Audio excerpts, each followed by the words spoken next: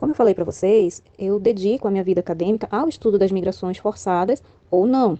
E no Brasil, apesar da migração infantil estar presente e ser possível contar a sua história a partir da história do Brasil, nós não temos muitos dados sobre essa migração. Mas nós temos dados concretos já, no contexto mais atual, da migração infantil venezuelana para o nosso país. E é importante a gente entender que essa migração infantil, ela alcançou números que nenhum estado, nenhum governo, nenhum profissional estava preparado para atender. Nem sabia exatamente como fazer esse atendimento. Né? Porque a gente teve na nossa história grandes movimentos migratórios, mas em um contexto em que ainda não se tinha instituído a definição da faixa etária correspondente à idade infantil. Né? A Convenção sobre os Direitos da Criança é de 1988. E os grandes movimentos migratórios para o Brasil, eles ocorreram no início do século XX. Né? Com destaque para a migração italiana e japonesa. Então, para vocês verem que já tem um bom tempo. A gente teve grandes migrações depois disso, principalmente a boliviana e a haitiana, mas esses movimentos migratórios, eles foram sobretudo da população adulta, e as crianças, quando vinham, elas vinham no contexto mesmo familiar. Era a migração familiar.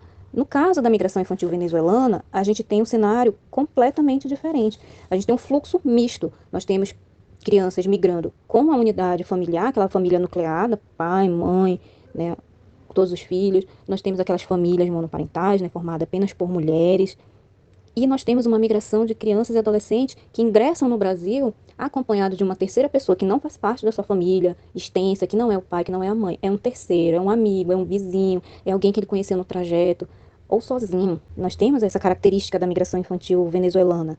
Né? A própria extensão da nossa fronteira é uma fronteira seca entre o Brasil e a Venezuela, que permite o ingresso desse segmento por outros caminhos que não o oficial. Então, nem sempre essa criança, esse adolescente passam no posto de controle migratório. Eles seguem viagem sem serem notados, vamos dizer assim. A situação das crianças e adolescentes migrantes e refugiadas venezuelanas me levaram a fazer um estudo sobre a percepção dos operadores do sistema de garantia de direitos acerca da migração infantil para o Brasil, né, a partir dessa migração venezuelana. Como foi um estudo realizado durante o período da pandemia, né, ela iniciou em 2020 e terminou a pesquisa, a coleta de dados em 2021, em que a cobertura vacinal ainda não estava nem em 50% da população brasileira, nós construímos uma metodologia muito própria para alcançarmos esses operadores.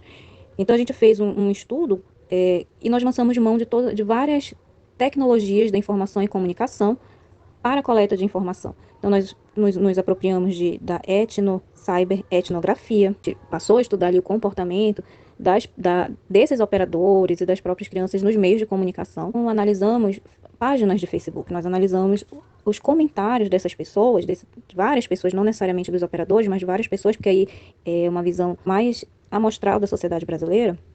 E aí a gente fez uma análise, um levantamento de várias matérias produzidas, matérias jornalísticas que foram produzidas tanto pela a TV Brasil, quanto pela CNN, porque as duas emissoras são estatal, né?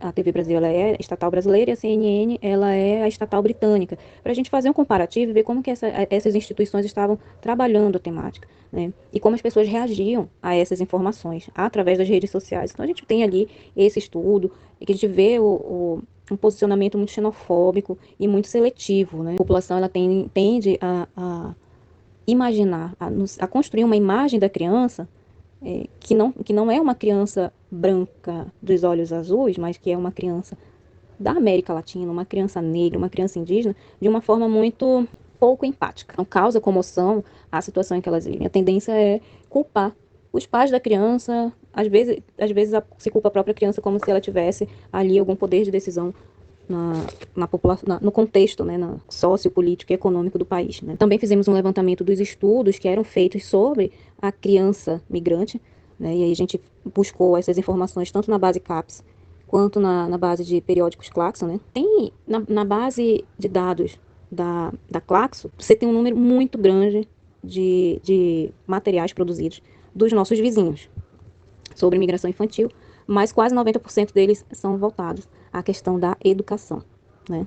E no Brasil você não tem tantos estudos, mas também são voltados para a questão da criança dentro do ambiente escolar. Né? Então, você não tem muitos estudos no âmbito da assistência social, da saúde, ainda tem mais algumas coisas, mas no geral é focado na criança em contexto escolar E essa criança aparece em muitos e muitos estudos como um acessório da migração feminina, da feminização das migrações. Não como algo de destaque, mas como um problema. O destaque da criança nesses estudos migratórios da mulher é ela como um problema. A criança que impede a mãe de trabalhar, a criança que impede a mãe de estudar, a criança que impede a mãe de se inserir no universo do trabalho e, consequentemente, conseguir se estabelecer no país. Olha, pouco se fala, mas nem sempre a perseguição que vai gerar o fundado temor e levar uma criança a fugir, ela acontece por parte do Estado ou de grupos rebeldes, paramilitares, milícias, nada disso. Em todo o mundo, nós já podemos observar mulheres e crianças sendo perseguidas por agentes privados, que é a família, né? Na perspectiva de gênero e de idade. Então, elas fogem, acabam fugindo de pai, de marido, de parente, de exploradores do trabalho infantil ou da exploração sexual. Às vezes são meninas e crianças e adolescentes que vão ser obrigadas a casar e, por conta disso, elas fogem para outros países, elas são forçadas a fugir para não casar com homens muito mais velhos que elas. Né? E isso também, em virtude da ampliação do conceito, da definição de refugiado com a Declaração de Cartagena, né, que amplia e permite considerar esse tipo de perseguição de gênero e de idade uma possibilidade de reconhecimento da condição de refugiado. Então, a gente tem essas situações e que precisam ser observadas, né, dentro desse contexto da migração forçada para o Brasil. Outro dado importante da pesquisa é que, apesar de 85% dos profissionais que compõem ali, que fazem parte do sistema de garantia de direitos, acreditarem na existência da infância migrante aqui no Brasil, 11,8% nem pensavam sobre a existência de uma infância migrante no Brasil. E 2,6% nem sabiam dizer ao certo se havia crianças e adolescentes migrantes e refugiadas no Brasil. E isso é muito preocupante. Entender a dificuldade que o adulto tem de reconhecer a existência dessa criança migrante, né? Muito por conta dessa homogeneização do conceito de criança e da sua limitação a um aspecto etário e biológico, que a gente precisa pensar e pensar muito sobre isso enquanto assistente social, porque como é que nós vamos garantir o direito dessa criança se nós nem reconhecemos a sua existência no Brasil? É algo que nos choca, né? A verdade é essa, nos deixa chocado, sobretudo pelo histórico que o serviço social tem na defesa dos direitos da criança e do adolescente aqui no Brasil. De uma forma geral, a existência de uma criança migrante, de uma criança refugiada no Brasil, ela está muito relacionada à questão do espaço social, das relações sociais, da sua subjetivação nesse processo, né, da sua qualificação ou desqualificação, né? Como que essa criança está sendo vista? Ela está sendo vista numa perspectiva de proteção integral ou numa perspectiva minorista? Né? Então, tudo isso a gente precisa considerar e precisa refletir enquanto assistentes sociais. E hoje, neste dia 20 de junho, que é um dia que se comemora o Dia Mundial do Refugiado como uma data de reflexão para garantia de direitos, eu convido toda a categoria a refletir sobre os direitos da criança refugiada no Brasil.